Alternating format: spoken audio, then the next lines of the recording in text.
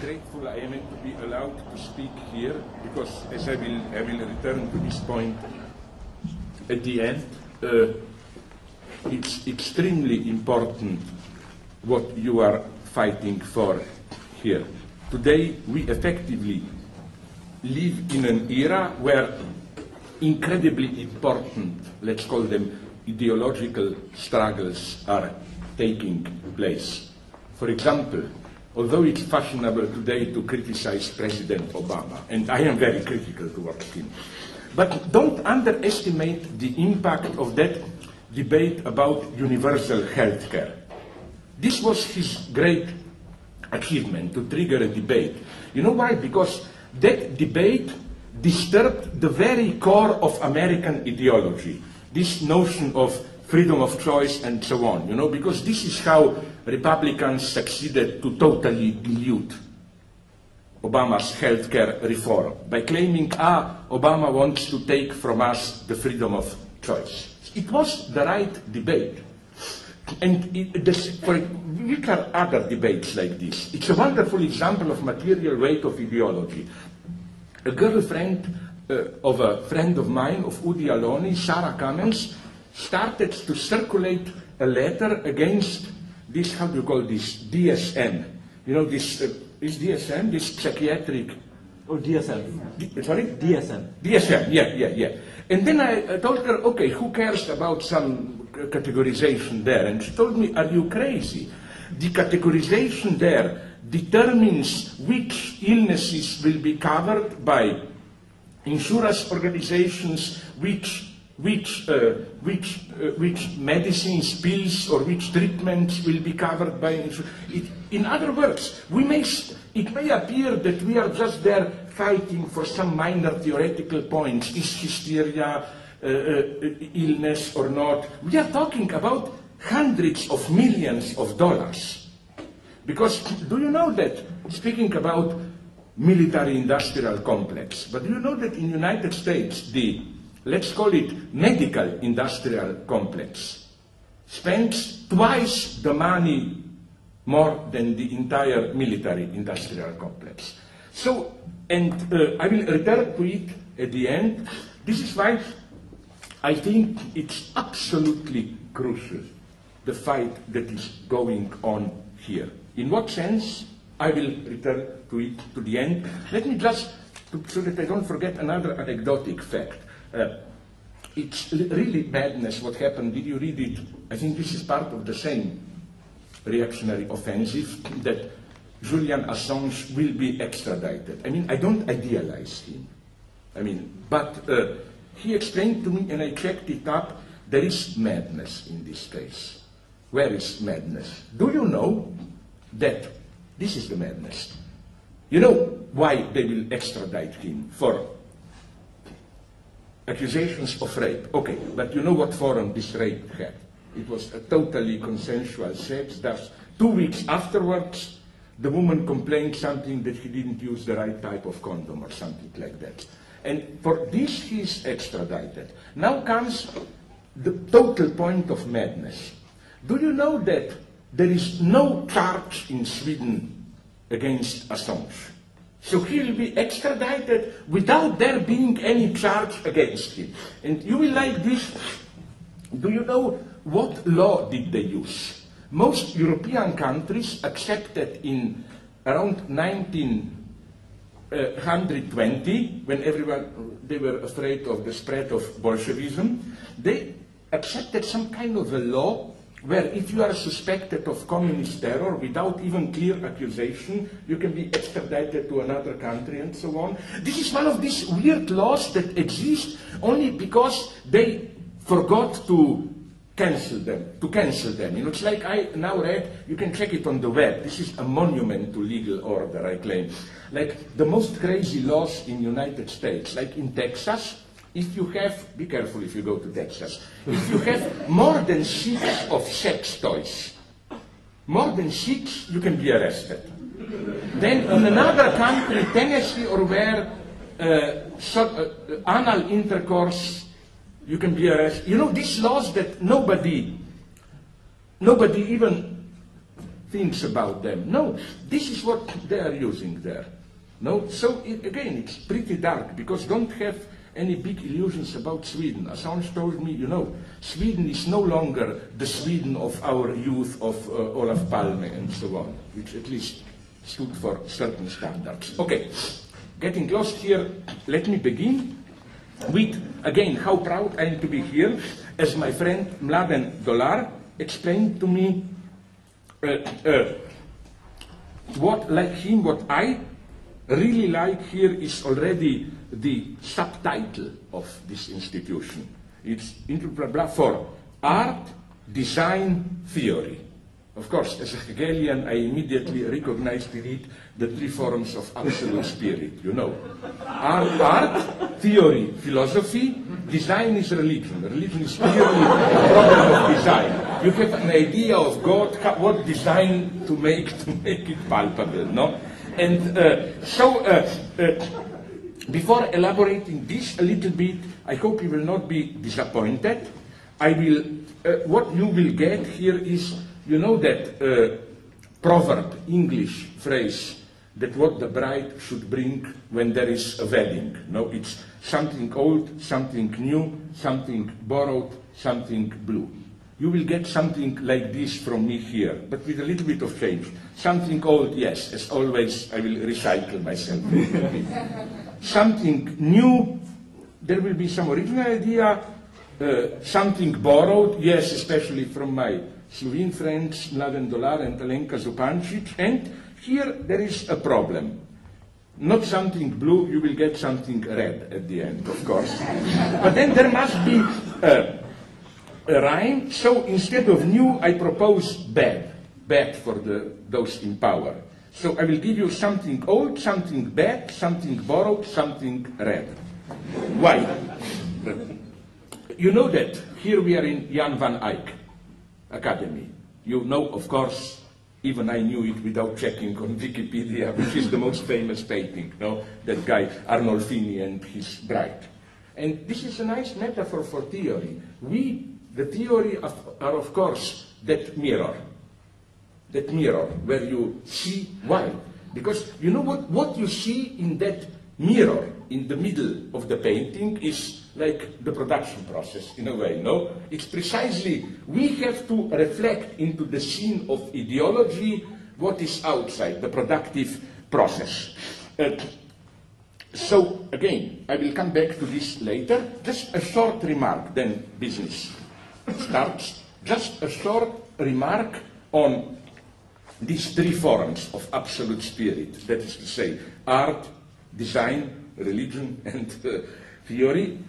You know, let's nonetheless, because serious high culture is obviously threatened today. I will return to this to the end. You know, the time has come to accept a tragic fact that we who are now under criticism, kind of a useless academic study, we are the last survivors of high culture. And the good point is that at the end it will be we, the leftists, who will be the last chance for high culture. Because what those in power want from us more and more is is education whose aim is to produce experts.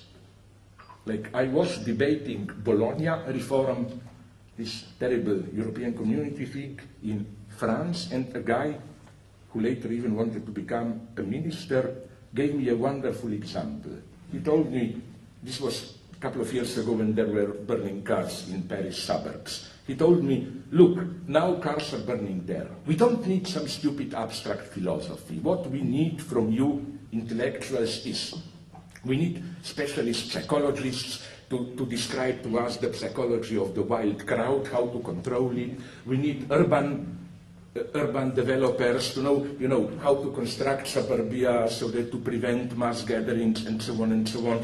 That's what they want from us. They want us as experts to solve the problems that they formulate. But that's not theory. This is the end of theory. Theory is precisely, the first step of theory is not to answer problems formulated by others, but to formulate the problem correctly. This is where theory begins. Like today, for example, yes, we are all against racism, sexism, and so on, but the problem is what? My old example, I'm sorry if I repeat myself, with racism and sexism. Did you notice typically how we automatically translate racism, sexism into problem of tolerance?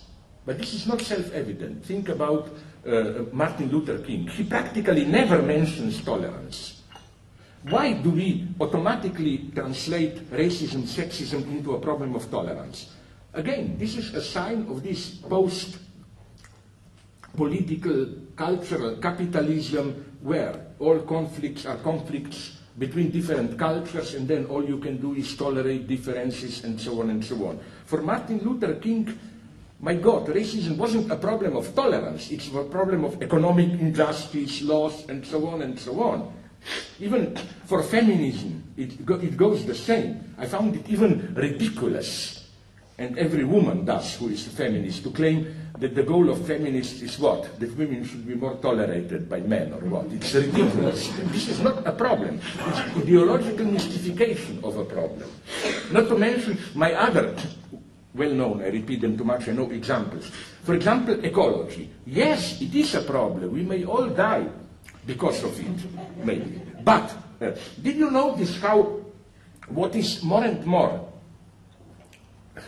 in front, presented to all of us, is precisely the ideological version of what I like to call, what some people already call the way of life ecology. You know, like they offer you as a bribe small daily rituals to keep you ecologically satisfied. Like, did you recycle that Coke can?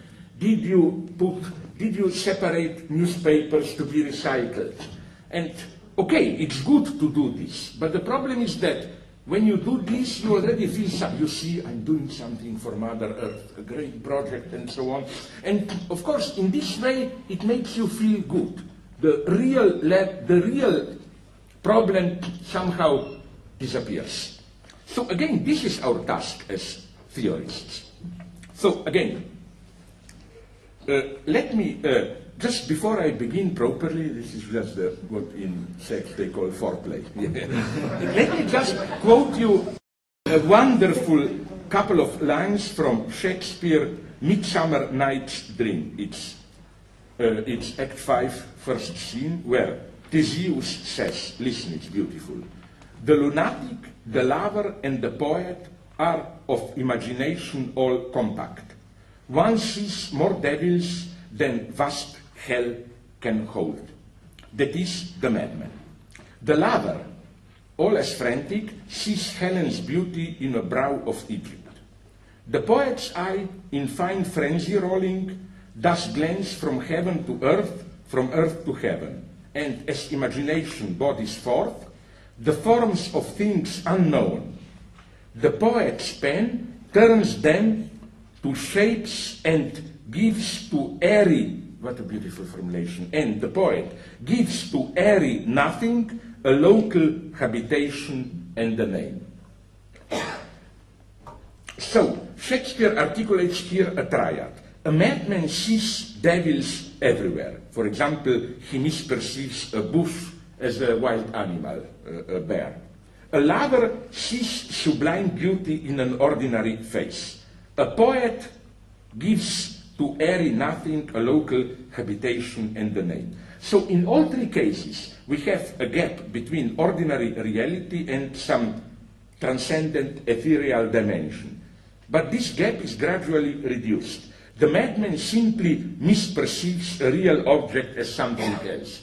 I see a bush, I think it's a wild animal. It's simple confusion. A lover maintains the reality of the beloved object, which is not cancelled but transubstantiated into the appearance of a sublime dimension. Everybody knows this. In true love, when you are truly in love, you do not need to idealize the object of love. You can be well aware of all imperfections and so on. But at the same time, this is the paradox of love, this very imperfect, frail being is the absolute for you. Then, with the poet, it's something much more mysterious. We also get an appearance. But this appearance, again, is neither, as with madmen, the appearance of some false reality misperceived as real reality. It's not that you see a bush, you misperceive it as a bear. It's not the appearance of transcendence in immanence. It's not this ordinary woman, I see absolute, the absolute in her. It's something much more beautiful, a materialization of nothing. You are able to give shape and form to nothing. You have an appearance in which it's an appearance where it's not some substantial X that appears. It's nothing. Nothing appears. And maybe this is a nice formula even for political revolution. This is what we need today, the political imagination. To give shape to nothing, opening of the new. And at the end I will return to it, another political point here. Do you know that it's not a joke? I checked it up with my Chinese friends. Do you know that a couple of months ago in China, they imposed a new law which prohibits in all narrative media, comics, books, cinema, TV, in all fiction, narrative, all stories which deal either with time travel or with alternate reality. Of course, it's clear why. The idea is it's too dangerous even to allow people to dream about possible different societies. But I think this is a good sign for China, because it means at least that people there are still able to imagine a difference. The problem with us in the so-called developed West is that we don't need this prohibition, because and this is the material weight of ideology. Our, let's call it political imagination, is so constrained that it doesn't work in this sense, like as my friend Fred Jameson put it decades ago. It's easy to imagine the end of the world all the time, all these boring movies, you know, asteroid hitting Earth, whatever. But it's impossible to imagine a slight change in capitalism. You know, it is as if all life on Earth can be annihilated, but somehow capitalism will go on or whatever. No? So again, my point was that if this is religion, religion is love, you are able to see in an ordinary face the divine dimension. Poetry is nothing, you see nothing as something, and maybe we theorists, we are madmen, no? But, oh, definitely. Sorry? Definitely. Definitely. Yeah. Okay. Now comes a little bit more serious work to substantiate this all. Let me begin with an idea which I already used in my some of my work, which I really like. It will strike you as eccentric, but then you will see how we practice it. But we shouldn't. I'm referring, of course, to my favorite theologist, Gilbert Keith Chesterton, who, in his classical novel, The Man Who Was Thursday, ironically proposed to install a special corps of policemen who are also philosophers. Here is the wonderful quote. The work of the philosophical policeman is at once bolder and more subtle than that of the ordinary detective. The ordinary detective goes to tea houses to arrest thieves. We, philosophers, policemen, we go to artistic tea parties to detect pessimists. The ordinary detective discovers from a diary that a crime has been committed. We discover from a book of sonnets that the crime will be committed, and so on and so on. Now you think this is madness. Would thinkers as different as Karl Popper, Theodor Adorno, and Emmanuel Levinas, would they also not subscribe to just a slightly different version of this idea, where, for example, the actual political crime is called totalitarianism, and the philosophical crime is condensed in the notion of totality. The thesis of, for example, Karl Popper is that philosophical totality, pretension to absolute knowledge, is at the beginning of the road which ends up in political totalitarianism. So, to paraphrase Chesterton, the task of Popperian or Adornian or Levinasian philosophical police is to discover from a book of Plato's dialogues or a treatise on social contract by Rousseau that a political crime, gulag, whatever, will be committed. Or, as we used to say when I was young, from Plato to NATO, you know, like straight line. The ordinary political policeman goes to secret organizations to arrest revolutionaries. The philosophical policeman goes to philosophical symposia to detect proponents of totality. Is this accusation correct or not? The interesting thing to note is how some apparent left-wingers, but also right-wingers, of course, liberals, but also others, even if they would find this idea of Chesterton, the way it's formulated, ridiculous, do practice this line. The great sport of today's liberal anti-radical thought is to detect in metaphysics of presence, in what is for them bad philosophy, the roots of future totalitarianism. What should be our answer to this? Our answer should be, I claim, very simple. Our answer should be that, no, this is not what we theorists should be doing. We are not doing this. What we are doing is that through concrete analysis, we are demonstrating, we are trying to show how the system already immanently undermines itself. We are to put it in Hegelian terms, and this is the content of the notion of totality, the true content. Totality, Hegelian totality, is not this ridiculous idea, things may appear contradictory to you, but if you put them in a perspective of totality, even apparently dissonant details serve the global harmony and so on. No, Hegel is here a radical thinker, and I think the most important critical tool is his notion of totality. Totality means precisely that if you are dealing with an idea, and you discover some features, elements which seem to violate this idea, it means that these violations, distortions of the idea, are an immanent part of the idea.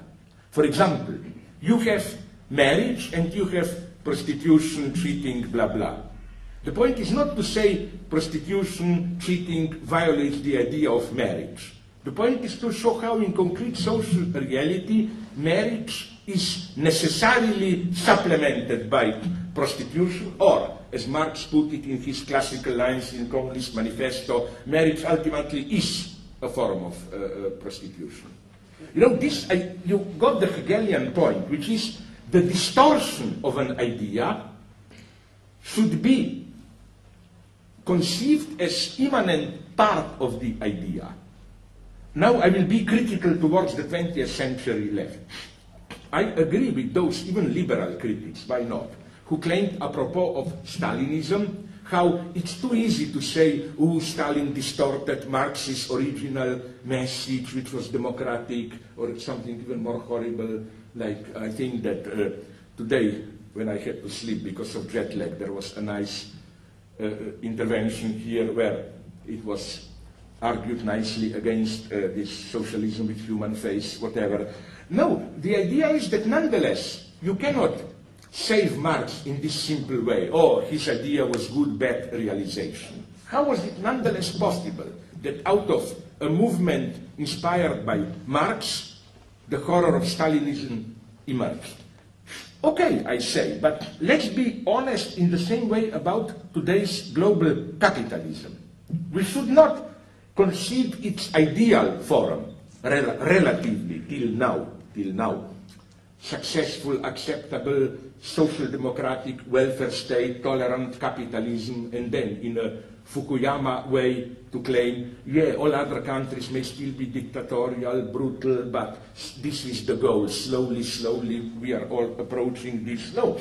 The point is that all the symptoms, antagonisms, inconsistencies of global capitalism should be included into the notion of capitalism. Totality. Totality is not a harmonious whole.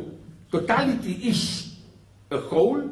Totality plus all its distortions and so on. Okay, to be very concrete today, totality of capitalism is also Congo. Literally, you know Congo, Democratic Republic of Congo, is usually painted as a kind of a Conradian heart of darkness. Yeah, in some sense it is, it's horror. The state doesn't function, you have local warlords, you have about 100,000, at least I was told, children who were drugged when they were 5, 6, so that at 10, 11 you get perfect killers and so on. But let's not forget how this same Congo is kept in this state by being fully included into the global capitalist market. You know that they have, I'm too stupid to know the names, some of the crucial metals for pieces and so on, I don't know. Diamonds also. And diamonds, yeah. All that stuff is kind. So you know, this is how precisely a place which appears as a heart of darkness outside is kept in that state by way of its total inclusion into global capitalism. This is what we should focus on. This is what, again, totality means. It's not this, the most disgusting, maybe, justification, metaphoric of religion, you know, when they say what appears to us as evil, it's only because we don't have the right perspective, you know. Usually people use this disgusting metaphor of a painting, like, what appears to you as evil is the same as if you look at the picture. If you look from too close, you see just stains. But if you look at it from a proper distance, you see how what appear to you as stains are part of the global harmony. Well, I find it a little bit problematic to say that Congo or Auschwitz were just these stains and we cannot see how they contribute to the divine beauty or whatever, no? If I claim that, if anything, a materialist should maybe turn around the metaphor. That is to say that when you look closely at something, it may appear beautiful, no? But when you withdraw a little bit, you see how precisely this beauty is part of the global horror and shit or whatever, no? Okay, so how is it that we are not able to do this type of analysis of totality? I would like to draw your attention to a certain technological invention which I love. It's not yet practiced, but I don't think that it doesn't function because, okay, as if this means something. I saw a report on it on I don't know what, TV. It's, I think, a perfect example of how an apparently innocent technological invention is not only penetrated by ideology, but even materializes at its purest an ideological mechanism. I'm talking about sixth sense. It's a so-called wearable gestural interface developed by an Indian, Pranav Mistry, who works at MIT, Cambridge, Massachusetts, at MIT Media Lab. It is a simple machine. The hardware is simple. A small web camera dangling here from your neck, a pocket projector, small projector, a mirror, all connected wirelessly to a smartphone in your pocket, and that's it. So what's the magic effect? It's incredible.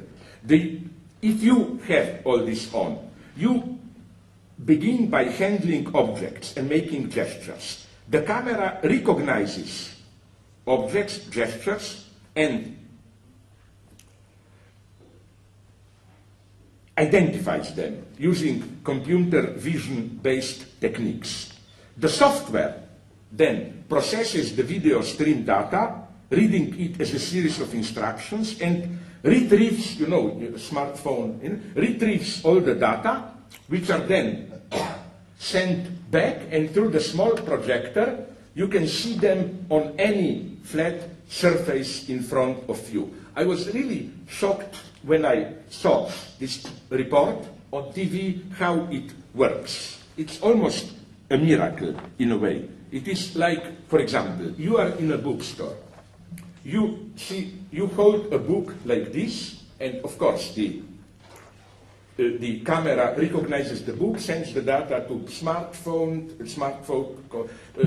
contacts the cloud, and immediately on the very pages of the book you will see projected the latest criticism of the book, all the data, and so on and so on. Or for example, you want to check time. You just do like this in front, clock, and immediately time is projected, and so on and so on. Or, for example, I just do like this. The camera recognizes this as a photo symbol, and instantly a photo of what you see is stored in front of you. Now, of course, I am an evil guy. You know, I'm coming from Balkan, ex-Yugoslavia, rapes, mass ethnic cleansing. So my idea was, of course, I warn you, this is dirty, politically incorrect. Like, I hope this works. Like, let's say you are a beautiful woman, no? I look at you, and it's immediately projected onto you. She likes Kunilingus, Dostoevsky, that's the way to seduce her. Okay, I had to say it, that's the nasty dream, you know. But what I'm saying is that this invention was celebrated as the great breakthrough because it allegedly, and it does in a way, overcomes the division between virtual world of informations and like real reality.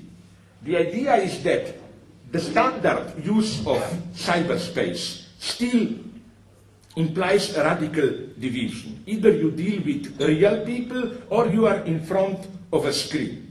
The idea is that here we get the two dimensions together. You move in a real world, dealing with real people, but at the same time you are in the virtual world where data are projected. But here I claim ideology enters, because if we generally call the ground of ideology what Jacques Lacan calls the big other, which here means simply the inconsistent network texture of ideological prejudices and so on,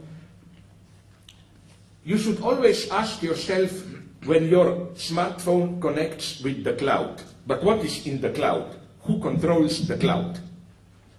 So, again, the danger of this technology, I think, is that it, in a way, naturalizes ideology.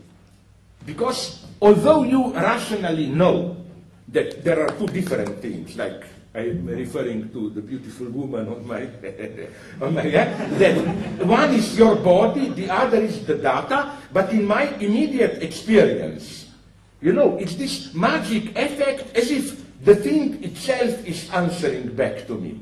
It's as if out of you the answers emerge.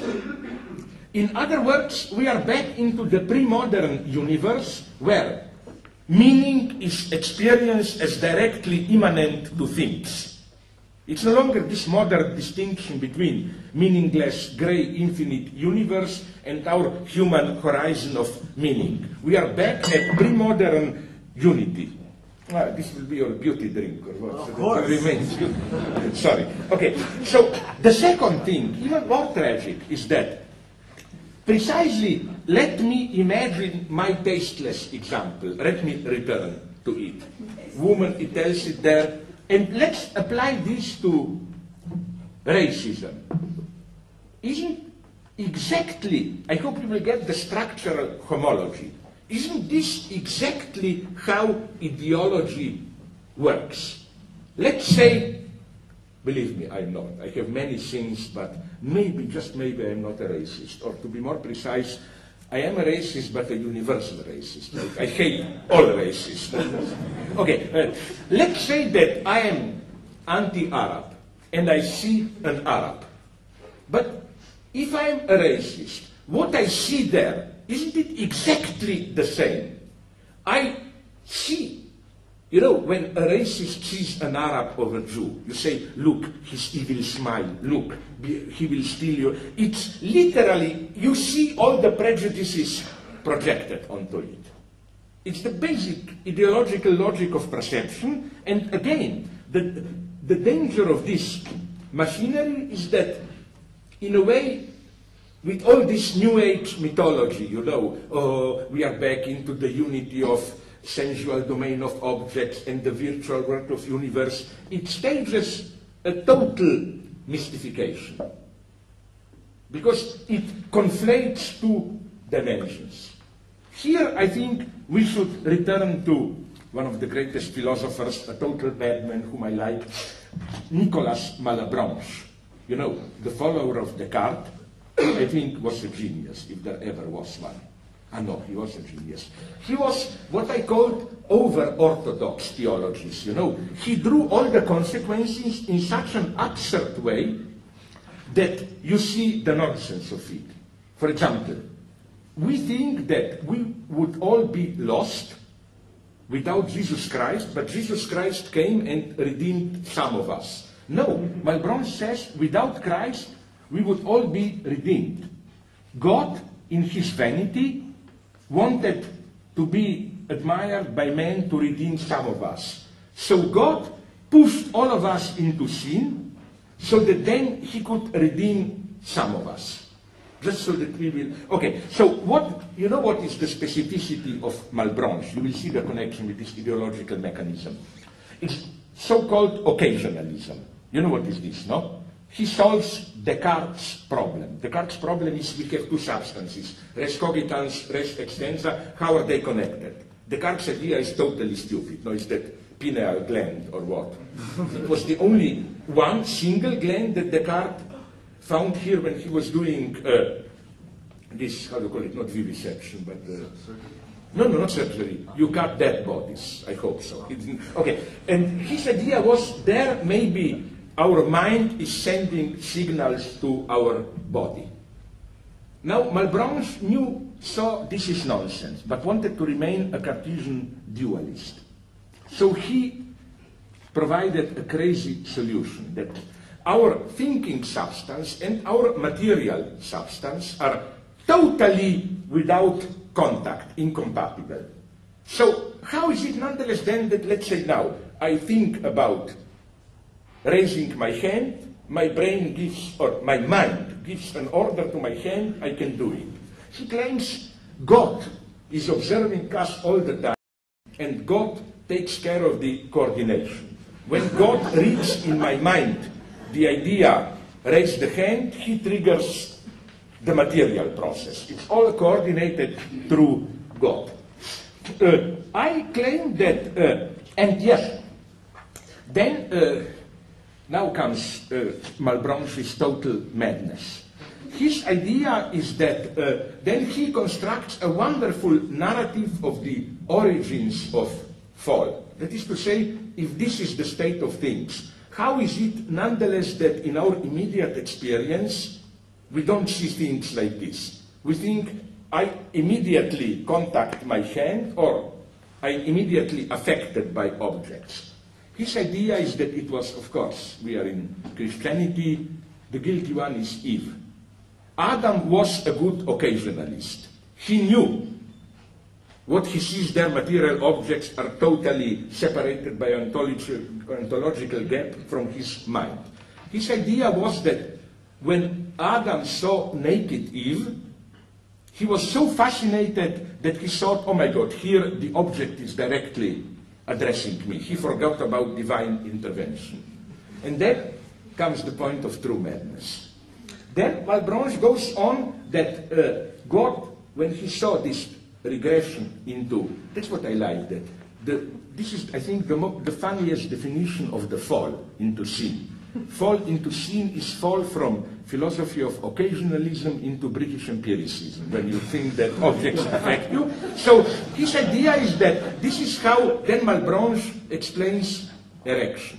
Malebranche says, to remind men, women don't count, men, to remind a man that there is no direct contact between his mind and his body, he will make one organ, penis, independent on his will. Like, you may think it should get up, it will not get up, or when you will least want it, it will get up.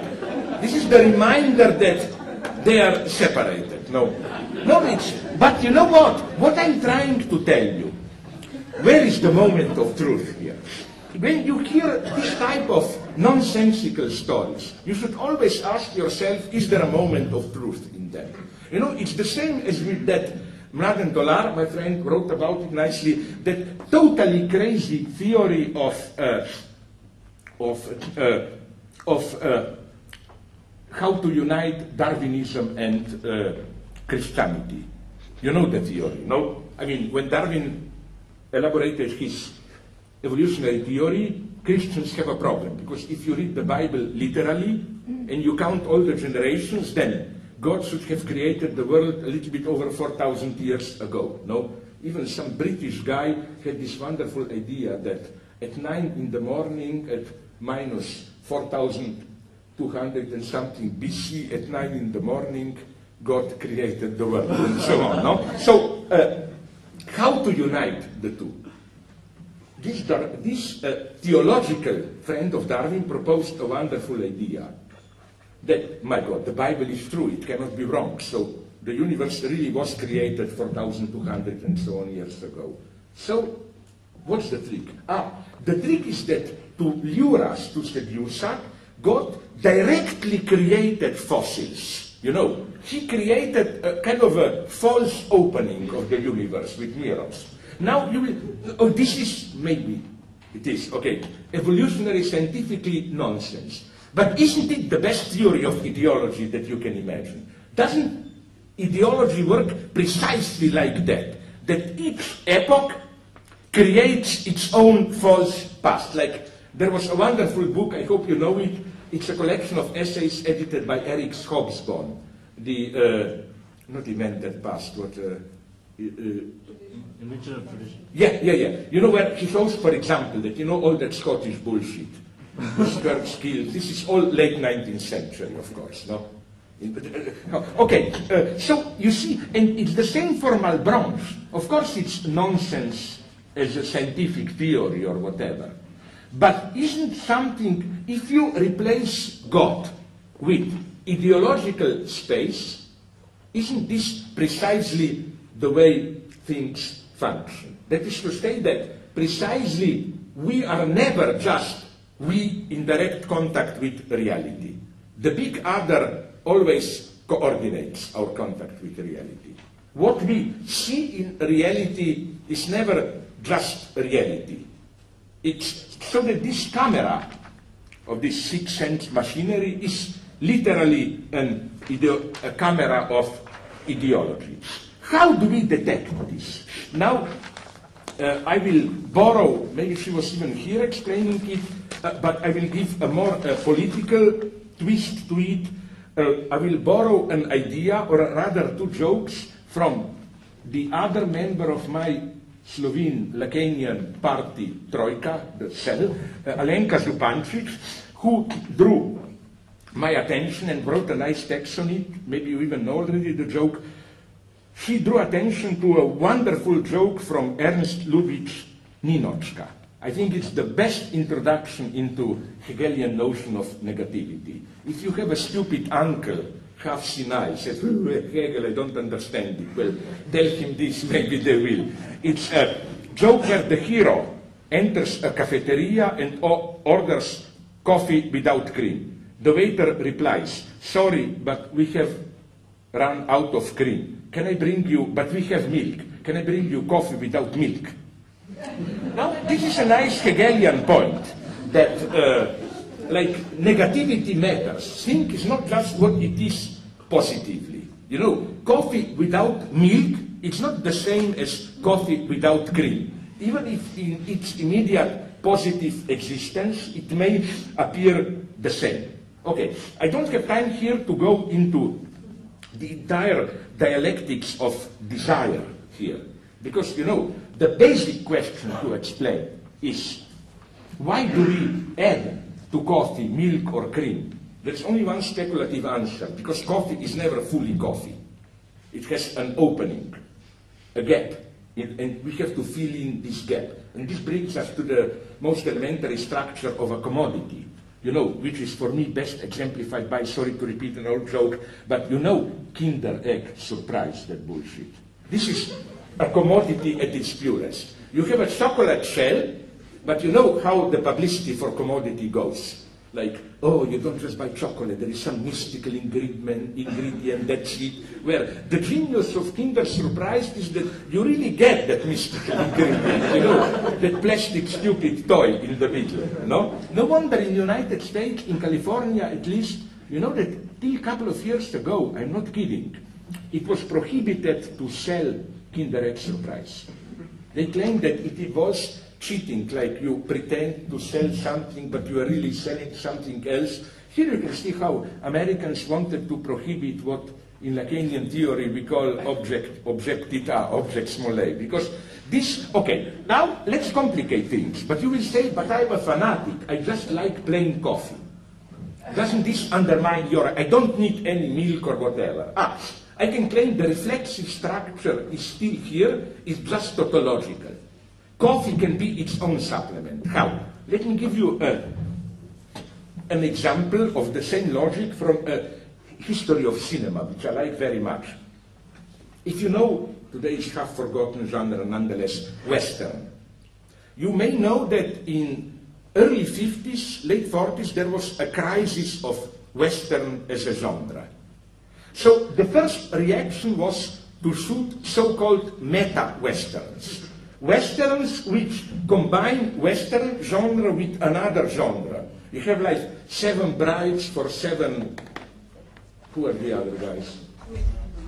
Grooms, yes. It was Western with musical. You have a very good one even, pursued by Raoul Welch with Robert Mitchum, clear case of Western noir. You have even Western detect, you know, like Western is not strong enough to sustain itself, so you, like, this would be, you know, Western with coffee is musical, Western with milk is noir. But then André Bazin, the great French theorist, asked a wonderful question. What are then the 2 pure Westerns from early or mid-50s, kind of a legendary, although I don't like them too much, it's Shane and High Noon. He claims these are meta-Westerns, but the supplement is Western itself. They mythically, tautologically, which is why they are such pure mythical Westerns. Okay, nonetheless, so let's go back. So, why is this structure important? This structure of, is it coffee without milk or coffee without cream? Okay, to make this clear, let me connect this to another joke that I really like. It's from a, did you see, it's really 10 years, most of you are maybe too young, an English working class, half comedy, half drama with Ewan McGregor before he became a Jedi, when he was still working class hero, Brushed Off. It is kind of unemployed miners melodrama, where it's a wonderful scene in the middle of the film where Ewan McGregor, the hero of the film, accompanies a young pretty woman to her flat, and then at the entrance to the flat, she tells him, would you like to come in up to my place for a coffee? He answers, yeah, but there is a problem, I don't drink coffee. Her answer, no problem, I don't have any coffee. You see, the beauty is that without any obscenity, just through this double negation, I don't drink coffee, no problem, I don't have any. What you get is the most obscene, brutal, erotic invitation that you can imagine. Just through double negation. Okay, not to lose time. how does this work in ideology? Okay, to give you a very, first, it's clear the political example. For example, a Polish friend told me that in socialist Poland, where things were usually often lacking, they didn't have them in the stores, there is a similar joke where a customer enters a store and asks, did you already get butter? Do you have butter now? And the salesperson answers, sorry, you entered the wrong store. We are the store which doesn't have toilet paper. The store across the street is the one which doesn't have butter. You know, like negativity matters. Now we'll say, what has this to do? Now comes, sorry, I'm not just bullshitting, I hope so. Now a more important lesson comes here. I claim that today, more and more, ideology cheats in this way. At the level of implications, it acts as if it's offering you coffee without cream, but it's really offering you coffee without milk, no? That is to say, it cheats not at the level of what it says, but of what is absent in it, what it implies to say, but doesn't say. There is another stupid Marx Brothers joke, one of their bad late movies, Go West, at the beginning, which exemplifies what I want to say. This scene at the very beginning of Go West. Groucho Marx approaches, what you call there, where they are selling tickets at the train station, his framed window, and buys a ticket and gives to the salesperson a bunch of dollars and says, oh, it's okay, you don't have to count the money, no? But the salesperson nonetheless counts the money in detail and says, but wait a minute, it's not enough money. And Groucho answers, but I told you not to count it. No? You see the trick. His implication was, don't count the money, everything is okay. No? But I think we can imagine absolutely something of the same. Do you remember Donald Rumsfeld? When he was justifying the torture, Iraq invasion, he said, something has to be done discreetly. He meant pressure, torture for the interest of the United States, and we simply shouldn't talk about it, no?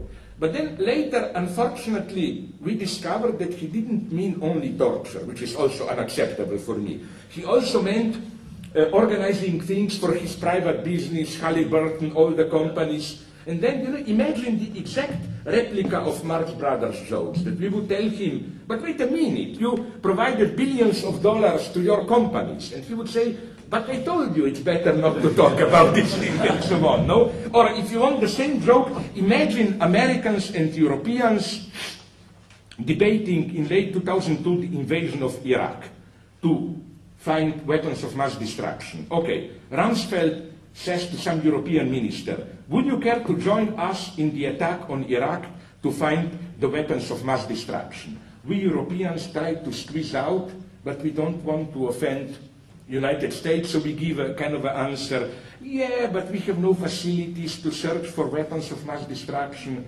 And then Rumsfeld answered, no problem, there are no weapons of mass destruction in Iraq. Like, let's just raid the country. No, but now, more seriously, I claim that, and this is a very dangerous moment. That's why we are having, and it's a good thing that we are having, all the demonstrations and so on. Of course, in our conformist everyday life, we are opportunists. We don't want to know everything. An average voter, let's be frank, it's not that they don't want the state to torture. They just don't want to know about it, you know. Like, there are things we want done, but let others do it. And again, more and more important is that this is why people are so disappointed today, that they feel treated at the level of these implications, not at the level of what ideology says, but at the level of what it doesn't say but implies. And you will say now, who cares about this? I think this is absolutely crucial. An ideology never works just explicitly by what it says. It's absolutely crucial to include all the sometimes obscene, sometimes whatsoever implications. And there we have more and more the lie today. For example, did you see my last movie example, then a little bit of Marx. Did you see, it's an old classic, now it's emerging as a cult. It may appear naive, but I like it. I've written about it a lot. Did you see John Carpenter's film, They Live? You should. It's a crazy film, like kind of a primitive Hollywood Marxism, but in a good sense, not in the disgusting James Cameron sense. It's the story of John Nada, an unemployed worker in LA, who, Nada, very nice, Nada means nothing in Spanish, like proletarian, who enters an abandoned church and then finds there a box of strange sunglasses. And then later, walking around the downtown of Los Angeles, he discovers what these strange sunglasses do. They're kind of ideological critical sunglasses. Like, you see a poster, go to Hawaii, have the holiday of your lifetime, and so on. You put the glasses on, you see words like enjoy, don't think, consume, remain stupid, or something. You know, in a very naive way, you get the true ideological message. Now you will say, but this is stupid, naive. No, it's not. I like this example. And I will tell you why.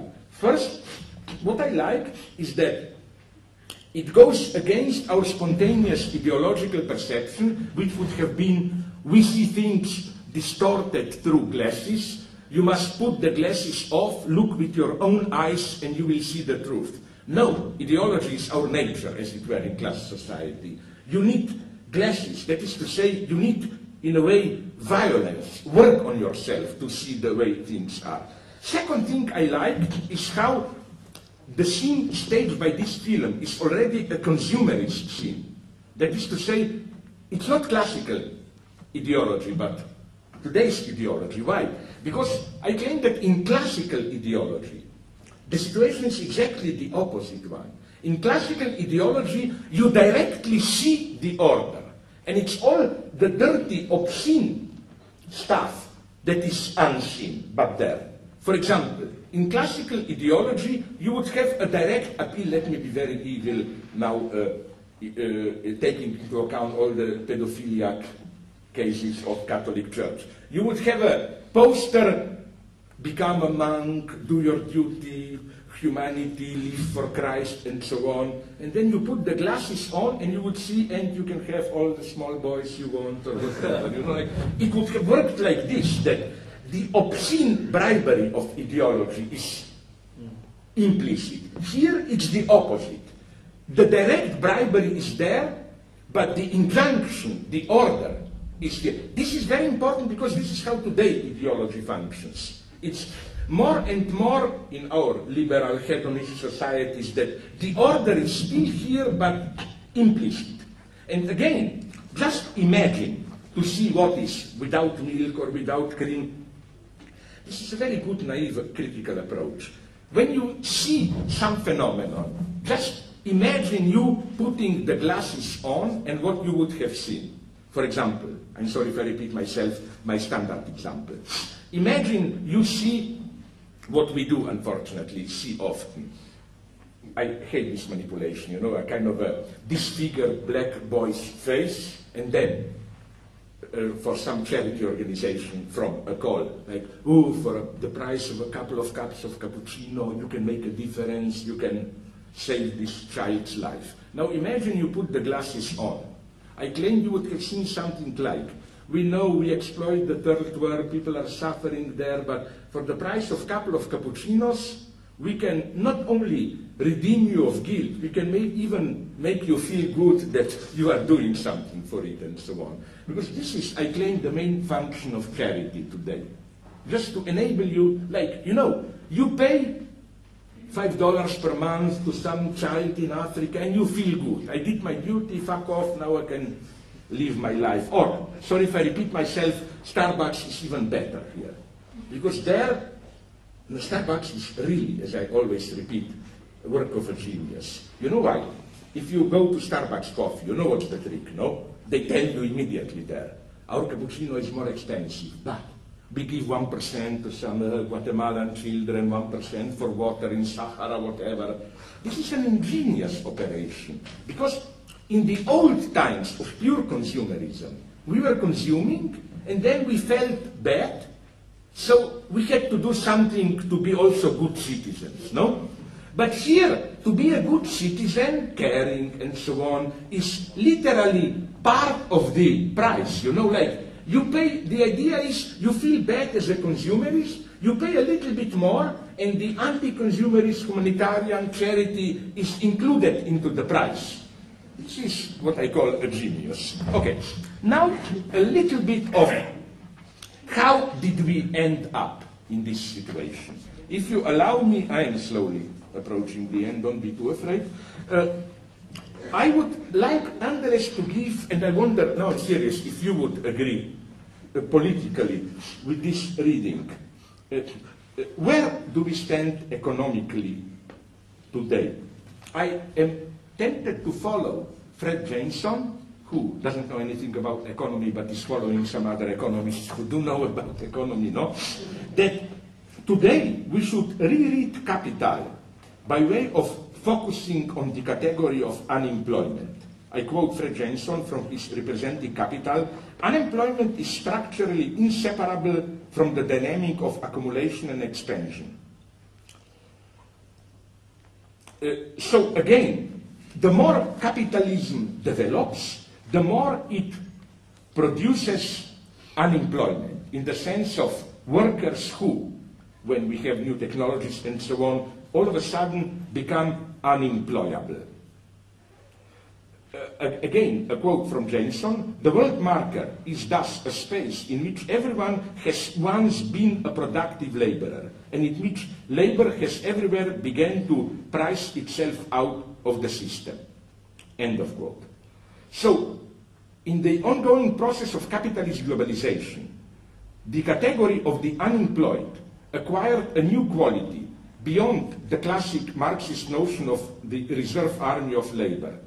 One should consider, in terms of the category of unemployment, those massive populations around the world who have, as it were, dropped out of history, who have been deliberately excluded from the modernizing projects of the first world capitalism, who were written off as hopeless or terminal cases, so-called failed states, Congo, Somalia, victims of famine or ecological disasters, countries caught in pseudo-archaic ethnic hatreds, objects of philanthropy and non-governmental organizations, or often the same people, victims of the war on terror. So, the category of the unemployed should be expanded to encompass a wide span of population, from the temporarily unemployed through no longer employable and permanently unemployed, up to people living in slums and other types of ghettos where they can also be employed, but again, outside the system. And finally, the whole areas, populations, even states, excluded from the capitalist process. This is the first point of Jameson. I deeply agree with it. So that again, exploitation is not, unemployment is not only, so that, because I think if we don't take this into account, the way people are unemployed in this more radical sense, we should also redefine exploitation in this way, I think. Exploitation is not only today, like people in Congo are in this deeper sense also exploited, because they are structurally put in a position where they are not even allowed to participate in the world of exploitation. I don't have time to develop here the more speculative logic of how to be exploited today is not only to be exploited in the sense of I work and capitalists take the profit. If you don't work, you are in a way even more radically exploited. And again, it's not the same thing as before. As we all know, more and more we have categories of ex-employed people, for example, for 30 years working in a factory, new technology, and then of course some postmodern idiot like Anthony Giddens would tell you, oh, this is a new opportunity to reinvent yourself, whatever. Well, when you are 55 and tired, it's easy to say.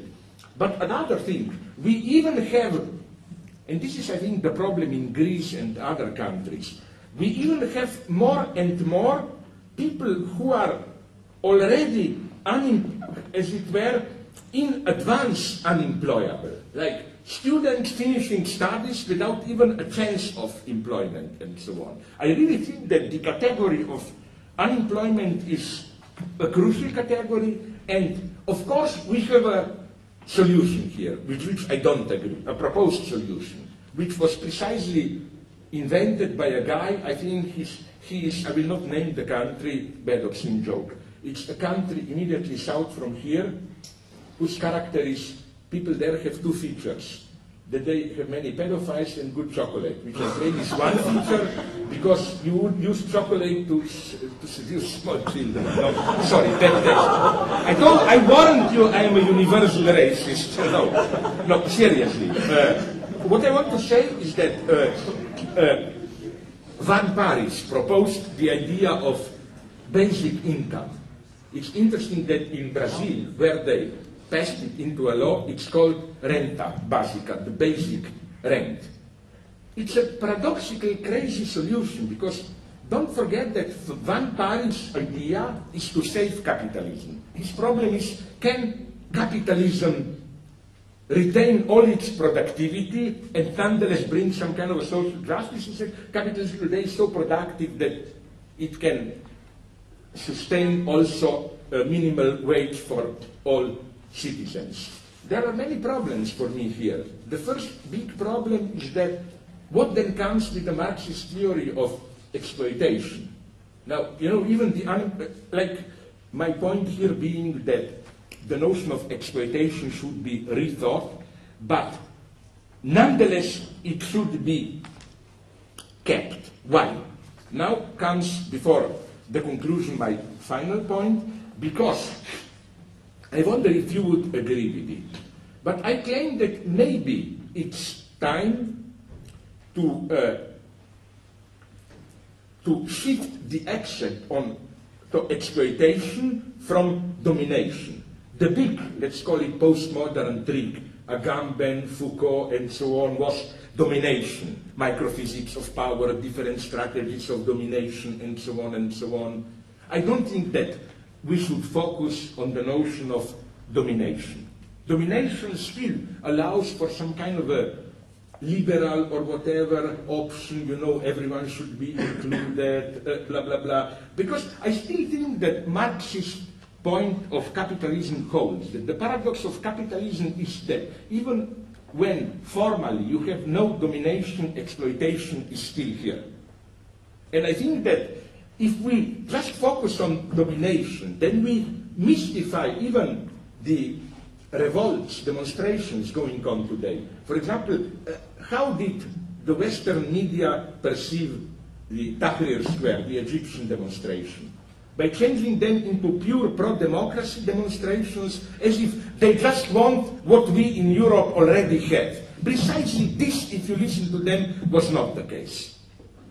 So again, this would be, again, the last point for me, that we have to rehabilitate. With all this talk, they are doing great things, all this analysis of microphysics of power, forms of domination, homo sacer, blah, blah, blah. But a reference to production process and exploitation is needed. Now, to conclude,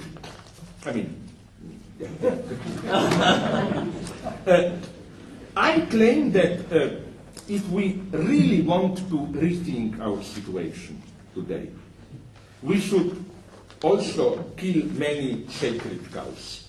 The left should really be radical, even against its own prejudices. The first one,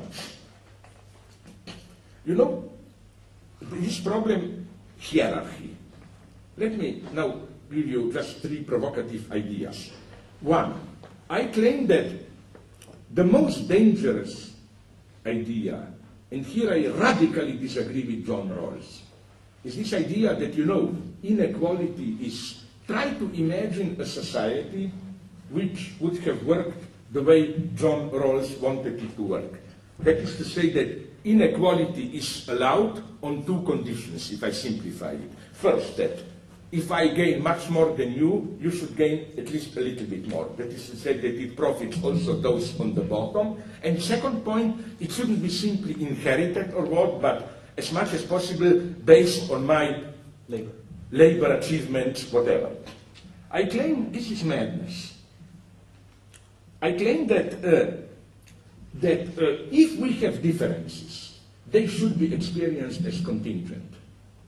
Why? Because this is the only way that differences are made tolerable because of the logic, all-pervasive capitalist logic of envy and resentment. Let's say I am poor, you are rich. Let's say. Maybe we should flip it around. I'll be poor, you be rich. No, but I'm a good liberal, condescending liberal. Okay. Why don't you? Okay. Let's pretend that you are rich from India. So, you know, I totally agree with you. You know why? Because what I really hate about political correct liberals is, did you notice how when they describe in a book like a bad guy and a good guy, like Rorty, ironist and fundamentalist.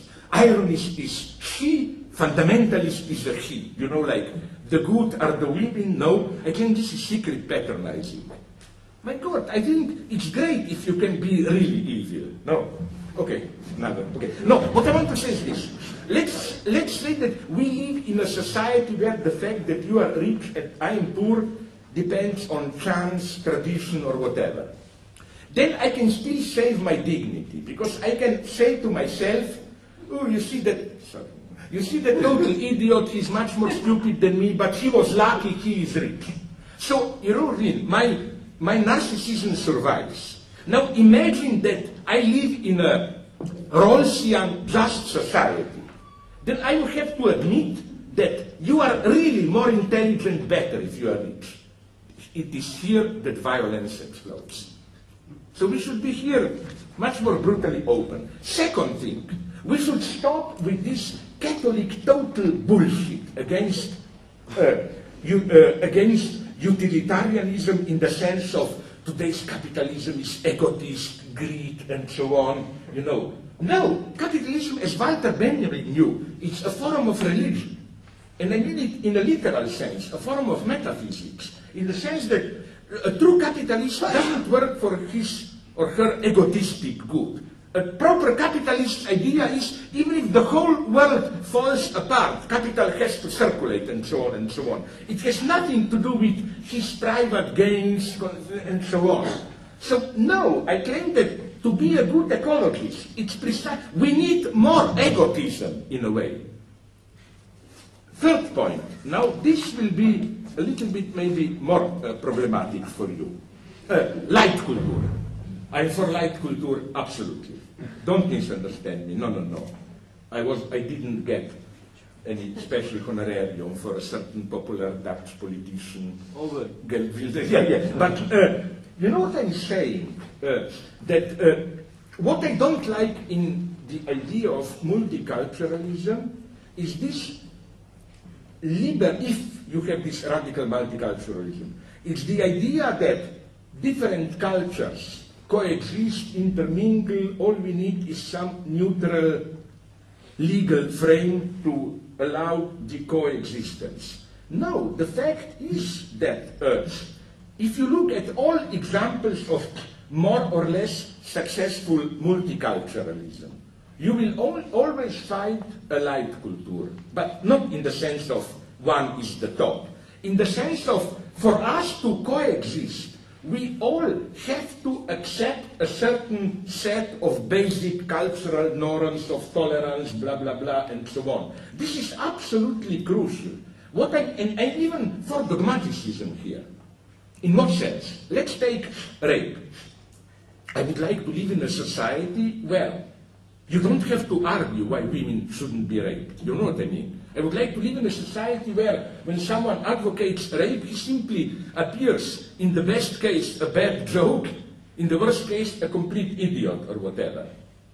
You know, in other words, what I'm saying is, let's not underestimate the necessity for, let's call it, a set of, and this cannot be politically correct commandments.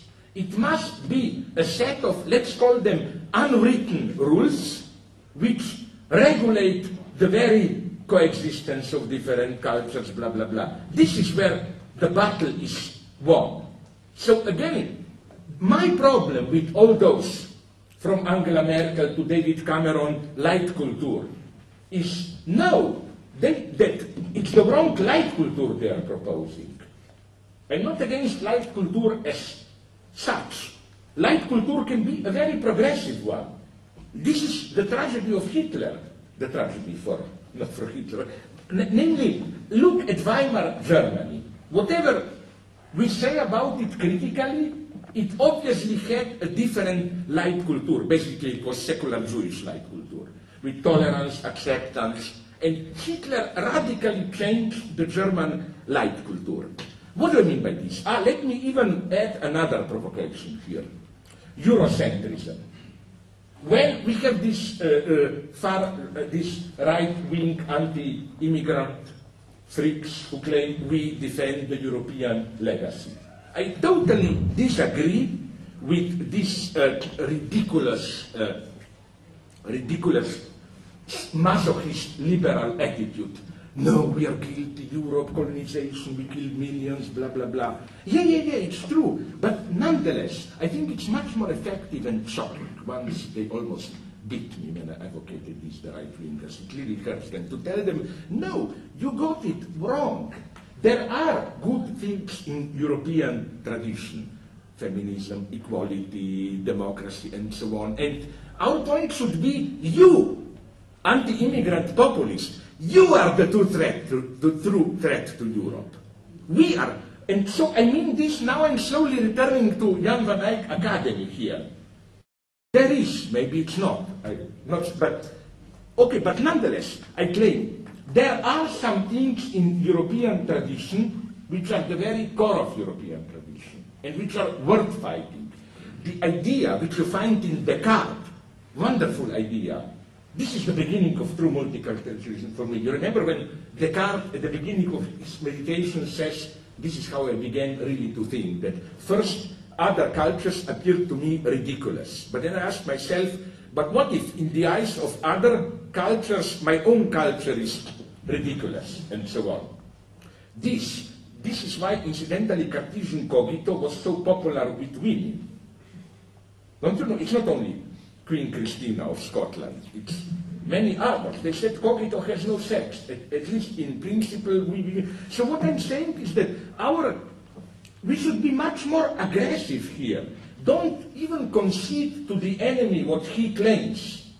What we should say is that, no, yes, we should say yes, European heritage, Judeo-Christian civilization is under threat today by you. Exactly by you. All that is great, you are threatening. Not by poor Muslims or whoever here. They are not a threat. They are, in the worst of cases, some narrow group who tries to impose, but they are not a threat. Here I am a Hegelian. A true threat comes from within. Imagine Europe, where, how do you call this guy, Geert Wilders, would be the prime minister here, where, I don't know, he died, okay, but Haider in Germany, Le Pen in France, my God. Pathetically, I claim this would no longer have been Europe in any sense. So again, we should be here much more aggressive. So again, now really to conclude with the texts, namely, what does this mean? In all these battles, what is our duty and yours here? You know, situation has changed. That is to say, we no longer can play the game of traditional vanguard intellectuals who, you know, ordinary people are now protesting, and we will provide the answer. I doubt it. Also, on the other hand, we should not, in a pseudo-Maoist way, celebrate the ordinary people. Oh, there is no wisdom in them, we intellectuals should just learn. No, you will say Mao. But Mao, as you must know, was much more wise, you know, when he did that swimming. You know what Mao said? He said a leader should swim with the people, but he shouldn't drown the people. He wasn't so. No, seriously. What I'm saying is that, let's be frank, we should not, every false elevation of ordinary people is a fake. Recently, I reread that horrible text by Heidegger, you know, Warum in the Provinz bleiben? Why should we stay in province? You know, when Heidegger was called to Berlin in 1934, and here is the scene. Sorry, I quote Heidegger.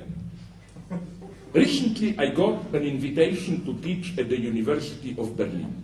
On that occasion, I left Freiburg and withdrew to the cabin, Todnauberg, his famous hut there. I listened to what the mountains and the forests and the farmlands were saying. And I went to see an old friend of mine, a 75 years old farmer. He had read about the call to Berlin in the newspapers. What would he say? Slowly, he fixed the sure gaze of his clear eyes on mine, and keeping his mouth tightly shut, he thoughtfully put his faithful hand on my shoulder. Ever so slightly he shook his head. That meant absolutely no.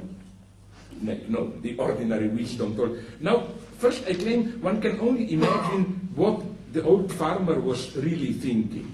I claim something like he tried desperately to guess what Heidegger wanted to hear from him. And probably he guessed it correctly, that Heidegger wanted to have confirmed his the no. So again, today we will not learn from ordinary people, if I may put it in German, but referring to ongoing demonstrations, warum sollen wir in Wall Street bleiben, or something like this, no?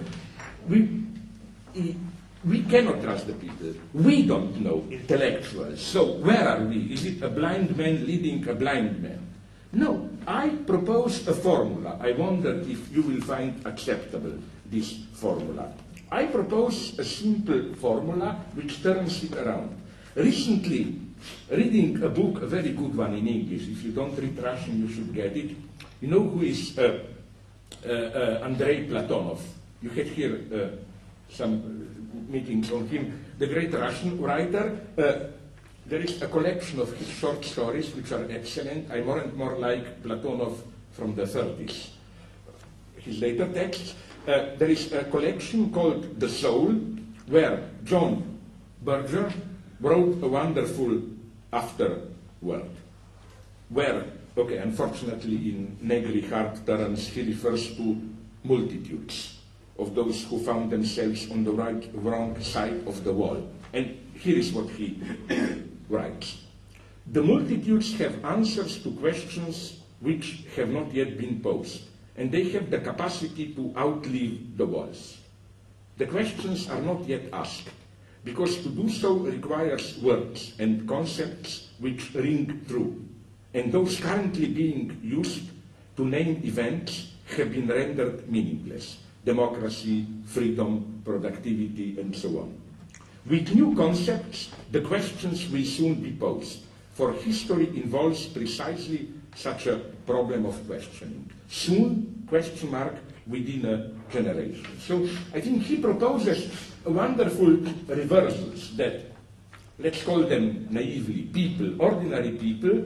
It's not that they ask us questions and we will provide the answers. No, they are the answer, but they don't know to what question they are the answer. And we intellectuals should just help them and ourselves to ask the right question. What do I mean by this? Claude Lévi-Strauss wrote something wonderful, I think already in 49 or 53 in his great analysis of the kinship, that the prohibition of incest is not a question, an enigma. It is an answer to a question, but we do not know which question. And I claim it's something similar with the demands of all protesters today, Wall Street and so on. Intellectuals should not take the protesters as people who ask questions, and that we intellectuals should provide answers. People demonstrating have answers, but we should be ready to propose, to formulate questions to which people are answers. As in psychoanalysis, where the patient knows the answer, his symptoms are answers. but doesn't know to what. You know, you have a symptom, it's an answer to a deadlock. You just don't know to what. And the analyst is not the one who is supposed to know. No, he just has to formulate a question. I find this a much more productive scheme for what goes on today. Our task is not to provide definitive answers. I don't know what. When people ask me ecology, what to do, I don't know. I only know that the great work of the criticism of ideology to be done. I know that things are happening which frighten me. For example, do you know what is geoengineering? Do you know that the interstate agencies are already meeting to do geoengineering, which means they accept that all this bullshit about reducing emissions failed. So the idea is that mega, unimaginably large interventions into nature will be necessary. One idea, for example, is to spray into the air millions, billions of particles of iron or some other metals to block sun rays from penetrating. These are totally crazy ideas. Maybe it will be necessary. What we should do is simply to ask questions. Which are the risks involved, and so on, and so on, and so on. So, again, our task, I claim, is simply this, is to ask the right questions. What do I mean by this? For example, precisely now, with all these protests, there is now a big battle about who will appropriate these protests. For example, I was attacked, they always attack me, but now again, in the New Republic, where they claim that capitalism is good, these are just the minor disruptions of capitalism, and they claim that I'm the bad guy because I want to steer Wall Street into anti-capitalist waters. But I claim that this is, now let me be, to conclude, really serious, this is the great thing about all these protests. They answer a very clear, they have a clear insight, which is what? That we have a certain political democratic system. And there is obviously, first, a certain level of economic processes epitomized by 2008 crisis and so on, which simply are out of control if you limit politics to traditional party-state politics.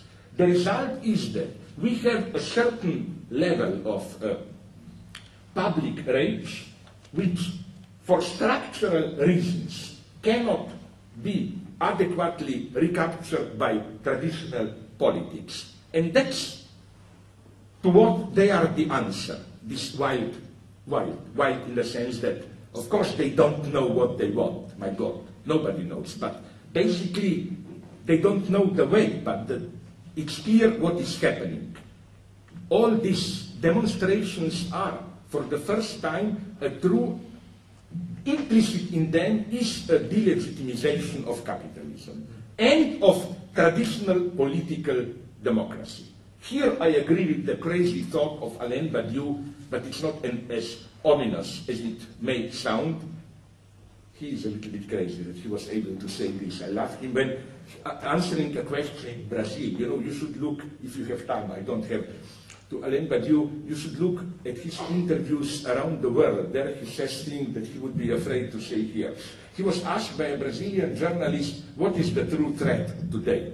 He said, the name of the enemy today is not capitalism, is not imperialism. The name of the enemy today is democracy. Okay, it sounds crazy. But what he meant was precisely this, that our sticking to democracy in this narrow sense of party-state representative democracy is what prevents us not only to act appropriately, but even to see where the problem is. And this brings us back to the old insight bias, where he was right, I think. And today these protesters justify Marx, that the true level where freedom or unfreedom of a society is decided is not do you have multi-party system, freedom of the press? This is important, but nonetheless, the key to freedom lies in the sphere which is directly perceived as apolitical, economic relations, family relations, and so on and so on. And the problem is how to mobilize people, how to redefine democracy to introduce it here. Nobody has the answers now, but we are approaching deadlock. So again, I'm not saying we should provide answers. What I'm saying is we should redefine problems, locate problems correctly, and simply open up the space of possibility. This is my first reaction, for example, to Wall Street. Of course, they are, let's be brutal, but I include myself in idiots who don't know what they want. But nonetheless, it's the first formal gesture of a no, which is why, in a crazy way, and I was already attacked for it, maybe you know my text, my idea was no dialogue with those in power now. Because dialogue with those in power now means we have to accept their language. We do not yet have our own language. Like when Bill Clinton said, okay, where are your proposals? No? But precisely to formulate proposals now would have meant to speak their language. We have to, this is the symbolic violence we need now. We should maintain our, as I put it, our silence, because as I put it, everything we say can be appropriated. Our silence will remain a threat, cannot be appropriated. So again, here, you know, people thought that we live in an affluent society where only we crazy intellectuals dream about a different world and how alienated we are and so on. You know, this typical left thought 30 years ago, where they try to prove it to you how alienated you are if you are a consumerist, whatever. Now the situation is totally different. And now we will be really tested. You know, like all leftists were dreaming about revolution or radical change. But till now, as George Orwell, and my friend Nathan Dollard drew my attention to this wonderful text by George Orwell, where he said, most radical intelligence talks about revolution, but in this superstitious way, if we talk enough about it, then maybe nothing will really change, no? You know, like just to talk about it, now there will be a possibility of change and things will happen. And what worries me, if you allow me just this real conclusion, is, for example, I got in fight with some of my friends in Greece who told me, okay, Greeks who live in London, no, Kostas Douzinas and so on, my friends, who attacked me for being unfair towards them, because at the same time they're claiming, look, the state is practically falling apart and so on. Then I asked them, okay, but what do you want, you, the protesters? And they told me, no, it's too early now, this is protest, not yet revolution, and so on and so on. But isn't this a tragic situation where all these protesters, this is a problem. You know, if you ask them what do they want, what? Do they want nationalization, the old-style communism? Do they want some kind of Keynesian welfare state? Do they want, towards which I'm most critical, this Porto Alegre bullshit of, you know, local democracy, local self-organization? No, on the contrary. We will need social, political acts of an incredible large amount. There is so much work to be done. So don't worry about being useless. You know what should be your motto? I believe in free thought. We live in a wonderful time when, I remember 20 years ago still, the left liked to say, oh, what about, oh, you live in an ivory tower, you intellectual students, ordinary people are suffering. Now Bill Gates is talking like this. Why? Because when people say people are starving and so on, the idea is, let's, you know, Bill Gates provided the formula. He said, let's forget about all these ideological struggles, communism, socialism. Why don't we all, capitalist, state, charity, get together and do something? The implication is clear.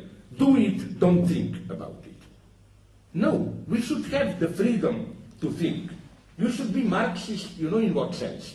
There is a wonderful line in Marx from 1870, when there was an illusion, it looked as if there will be a revolution, no? And Marx wrote a letter to Engels, very worried letter. He said, my God, they already want a revolution, but they haven't yet finished my Capital. Cannot they wait a little bit? This was the good Marx.